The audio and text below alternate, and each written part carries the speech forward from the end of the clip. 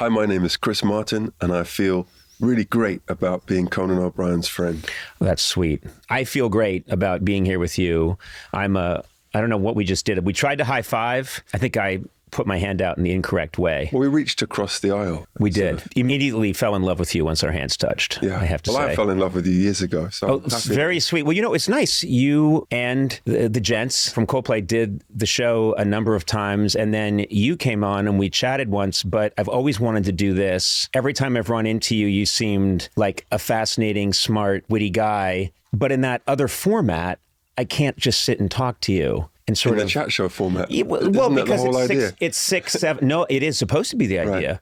But in America anyway, once you have the band and all the comedy sketches and everything else, you never really get the time to get to know somebody. I also felt that in the chat show hierarchy, singers are right at the bottom. I don't know if that's true. It's like we've got this guy juggling koalas. He's on before you. Then a guy that was once on a rerun of a pilot. He's on before you. And then at 2 a.m., we're going to talk to you for 1 minute. Yeah. And then we're going to cut to... Listen, I was like, okay, cool. Chris, in defense, the koala guy was amazing. He was amazing. Those were live koalas. Most of them were not injured. What was I was looking at the other day? I just came across tape of the Beatles on Ed Sullivan. And they have like... people, doing tricks with monkeys and, crazy acrobats. And then it's like time for the Beatles. And you're thinking, what is it about this? Why would you even have any kind of show other than just, you've got the Beatles, you just have them on? I'm happy we're talking about this because we just did SNL last week, which we loved doing so much. And Pedro Pascal was hosting. Yeah, I saw. And he was amazing. Yeah. It just sort of reminded me that it's great to have someone famous come on TV, but it's really great to have someone who really knows what they're doing and can act. And yes. I think it's the same for talk shows.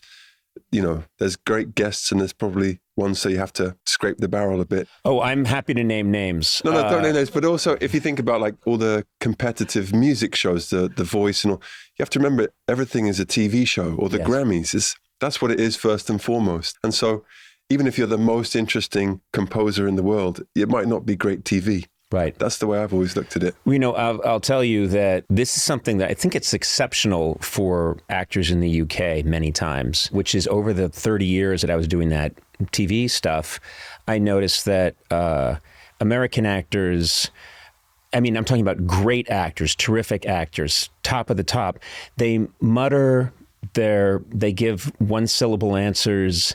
They don't want to ever smile because that's not cool. They've all been influenced going back to James Dean. But then I'd have these people on like Richard Harris. I'd have these British actors on who have the best acting chops in the world, and they're raconteurs. Yeah. They love to be funny, and they tell stories. And I was always blown away by that. There's something about in the UK where, no, you need to be able to tell a story. You need to be able to land a joke. It's in the blood, I think. Do you think that comes from the different types of training or the more theatrical background in London, or what do you think it's from? I think it's the tall poppy syndrome. It's the same thing with the Irish, the English, the Scottish.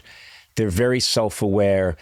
If you get too big, someone else will chop you down. If you get a big head, if your ego gets too big, someone else will let you know it. Whereas American actors can take themselves really seriously, and there's no one around to say, shut your face, you're acting like an idiot. And I think that's where the difference is. Yeah, okay. All right. Well, that's all the time we have. I'm just here to tell you things that I've got a new thing in my life of, if someone says something that I don't necessarily agree with, I just say, okay, great. Rather than, I don't really want to, I'm trying to remove any conflict in terms of, we've tried for years to sort of see if the sort of way of changing people's minds is telling them they're wrong. Yep. And I don't think it is. No. I definitely feel that more strongly than ever. So I'm trying to just listen. You're a lighter example. I'm talking about if someone's talking about fascism or this or that. Well, I was going to get to fascism. Okay. And I think there are a lot of advantages to fascism. Okay. The trains.